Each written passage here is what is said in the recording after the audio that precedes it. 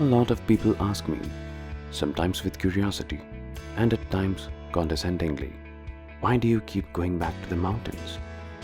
I honestly don't have any answers to that question. Probably it is true for these high places. Maybe at times it's the pleasure of enduring pain and going beyond your limits. Importantly, it's the feeling that in a world which on its face practically is filled with duality of pain and pleasure, of rights and wrongs, of silent pondering and mad rushes, that even barely breathing could just feel alright.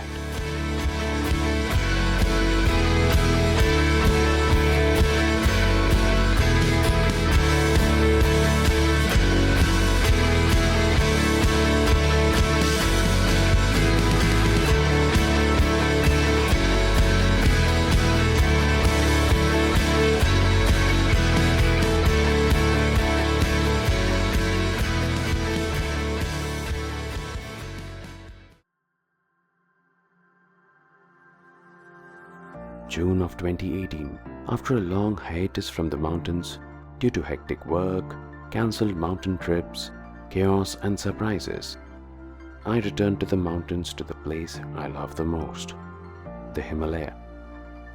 This time it was to the Nanda Devi East, Hardeol and Tirsuli base camps. The Nanda Devi sanctuary is closed for civilian access by the Indian government, rumored to be because of a lost nuclear power surveillance device planted by the CIA to monitor the Chinese at the heights of Cold War in 1960s. While the inner sanctuary remains closed, I decided to reach the base camp from the eastern side with my mountain buddy Mohan Danu. This route requires days of strenuous walk from the foothills of the tinsel town of Munsiari to the quaint villages of Mardoli, Pachu and Kanagar. The same trail also takes one to the village of Meelam, which has a namesake glacier, further to which are the base camps for Hardeol and Tirsuli peaks.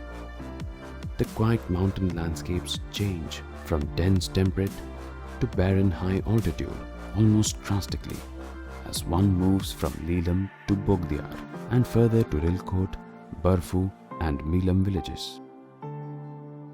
All through the trek, one is accompanied by the Gori Ganga river, which originates from the Meelam glacier and fed by other surrounding glaciers of Pachu, Barfu, Ralam and many others.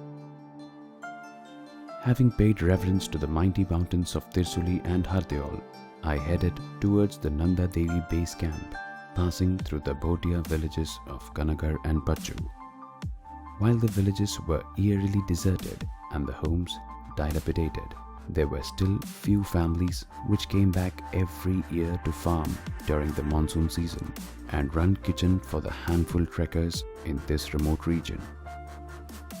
The clouds played spoil sport all day as we pitched camp and prepared meals for our hungry stomach, having reached Nanda Devi base camp. In the late evening, I sat down on a rock facing the mountain in the inclement weather near the glacier, trying to gather what the quiet mountain had to say. I silently prayed to the Nanda Devi, which was still hidden in mist and cloud.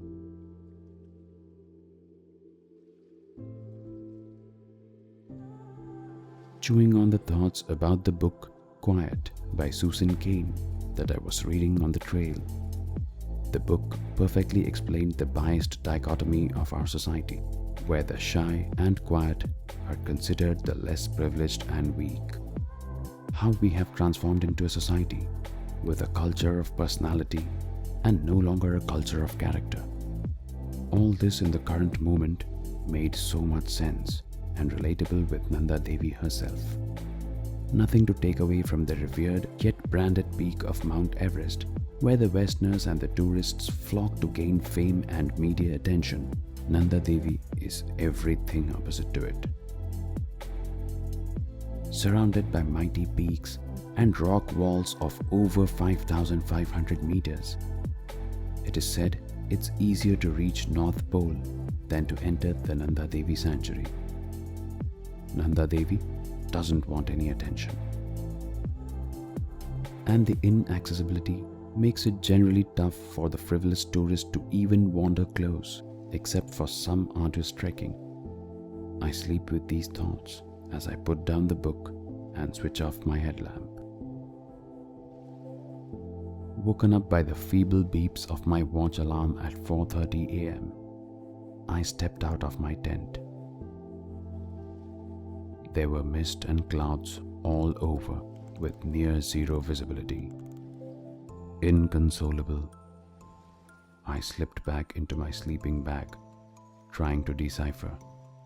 Was it collective karma of everyone at the base camp? Was it just the quiet and shy mountain playing out itself? Or was it just that scientifically we were in a wrong season, very close to the monsoons? Yet, as the clouds cleared, the goddess blessed us by making herself visible. Struck with awe and grounded by the humility of Ma Nanda Devi, I stood there for a while, appreciating the grandeur and quietness of the mountain. Nanda Devi did not have to be there or blow the trumpet of its presence. It was just there. In a society which boasts and rewards the outgoing, socially confident, demonstrative, where marketing is paramount and loudness prevails, Nanda Devi stood there quietly and alone, away from the spotlight, surrounded by other mighty Himalayan peaks, yet distinctly noticeable, charmingly beautiful, empathetic, unfazed by our presence, yet granting our secret wishes with her quiet demeanor. As I bid goodbye to the Mother Mountain, gathering blessings and some good vibes, returning to civilization and slowly slipping back to the routine, Nanda Devi taught some important lessons.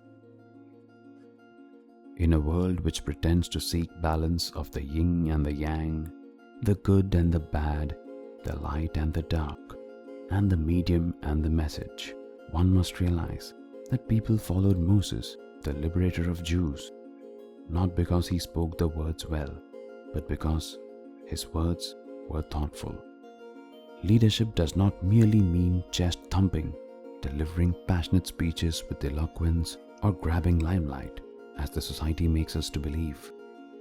It is also about emotive thinking, silent work, quiet reflections, and humility.